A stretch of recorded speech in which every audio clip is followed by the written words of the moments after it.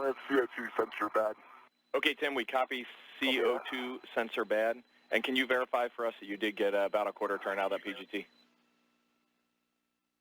I did get about a quarter turn and came up with 25.8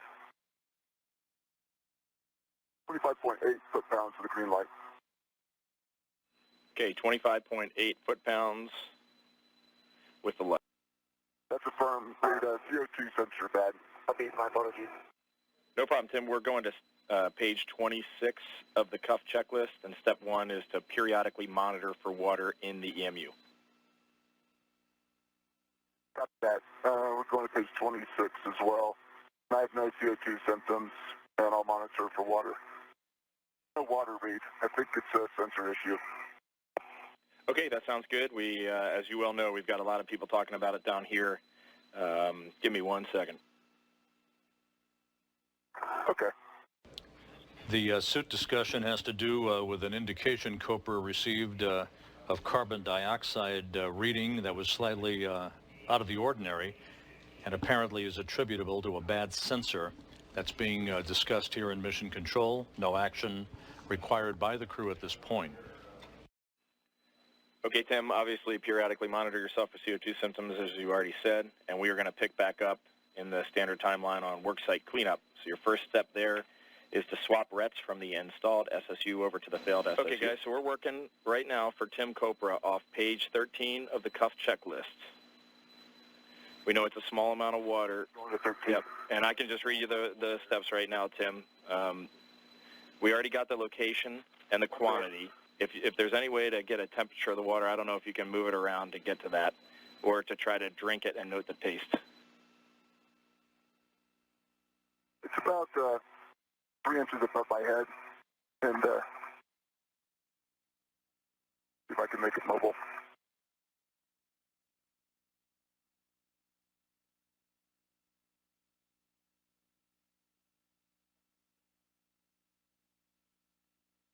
Tim Kopra reporting a small amount of water inside the helmet of his extravehicular mobility unit. The next little line there is if the DIDB is a confirmed source. We're handing over communications between satellites on the tracking and data relay satellite system. This is Mission Control Houston at the 4-hour, 10-minute mark into today's EVA. Guys, you can start opening your cuff checklist to page 7. We are in a terminate case, and we're gathering words for Tim Peake and where we'll leave you there. Okay, copy that. 82, copy. So terminate EVA, ingress, crew lock, connect SCU. So I'm going to clean up all my stuff here, read, and start heading back.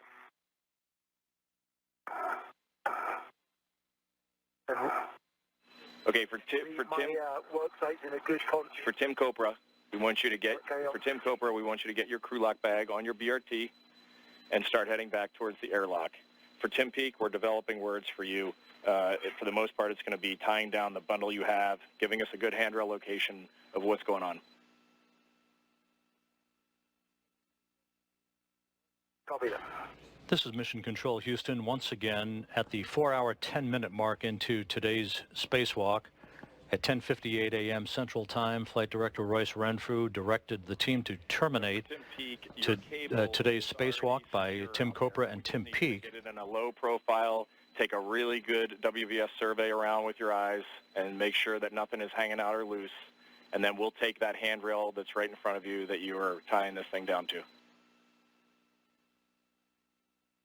Okay, copy that, read. Because of a report by Tim Kopra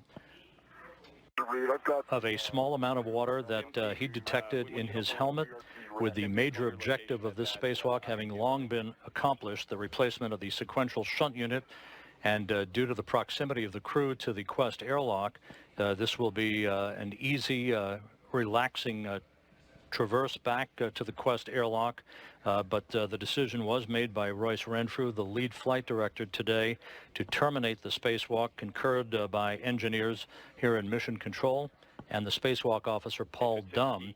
Tim Peake will tie off the bundle of cables where he is on the U.S. segment of the International Space Station that he was in the process of laying out to set the stage for the installation of international docking adapters in the future. That task can be picked up and easily completed on a future spacewalk. Renfrew heard the report. I'm going to want you to make the decision here. We have Tim Peake is going to go get Ida Bag Alpha because it has a PGT in it. If your situation deteriorates, let us know, and we will just have him grab the PGT and start heading back. It may have progressed a little bit, or it could have just worked its way down, but so far I'm okay in terms of the water level. Okay, that's a good config. This is Mission Control Houston, 4 hours, 27 minutes, 44 seconds into today's spacewalk. Just to recap, Flight Director Royce Renfrew, about 17 minutes ago, directed that today's spacewalk by Tim Kopra and Tim Peake be terminated. This coming after Kopra reported a small water bubble having formed inside his helmet. Under very conservative flight rules, and with the major accomplishment of this spacewalk having been successfully tackled, that being the replacement of a failed voltage regulator on the starboard truss of the station, the decision was made to bring the crew back inside. They're in the process of making their way back to the Quest airlock in an orderly fashion. The crew is not in any danger whatsoever, but the decision was made, playing it safe, to bring the crew back inside and to get them in a safe configuration, get their helmets off, and take the requisite photos that are needed, both of the spacesuit and all of the associated equipment. Tim Kopra earlier in the spacewalk reported a higher than normal carbon dioxide reading, which was later traced to a faulty sensor in the suit. Load alleviating strap. The suit had been performing normally otherwise until he reported a small amount of water in the suit. He first reported that at 10:56 a.m. Central Time. Again, a small water bubble having formed in his helmet. He was able to sample the water and said it was cold, and that was indicative of water coming from a cooling loop, apparently, in the suit. Take out the bubbles. I'm going to wipe the rest of it up with the hat so we have all the water, and then put them both in the bag. We concur with the plan.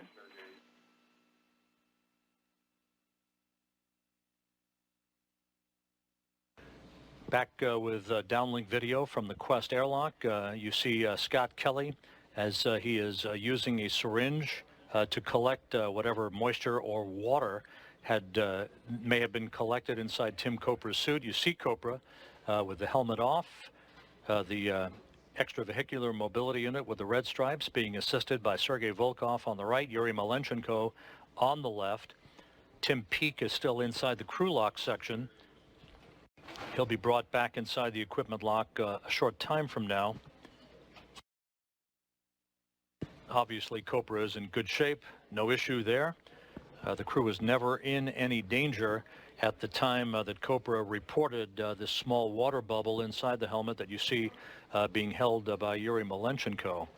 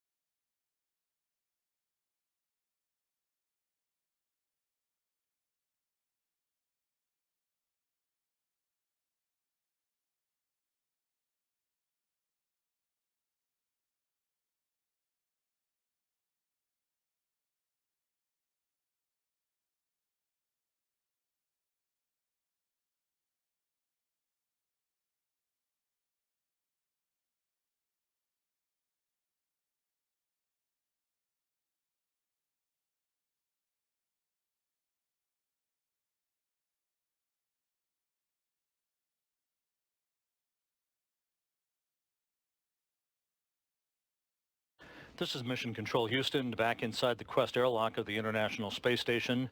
European Space Agency astronaut Tim Peake, you see floating just out of the field of view as he and Expedition 46 Commander Scott Kelly collect more equipment from the two spacesuits that were worn by Peake and Tim Kopra for their 4-hour, 43-minute spacewalk today outside of the Quest airlock. Just to recap, the International Space Station was restored to a full power capability today during the spacewalk by Kopra and Peake as they made short order of the primary objective of today's EVA, that being the replacement of a failed voltage regulator called a Sequential Shunt Unit on the far side of the starboard truss of the International Space Station. All 8 power channels are up and running in excellent shape. The station back to full power.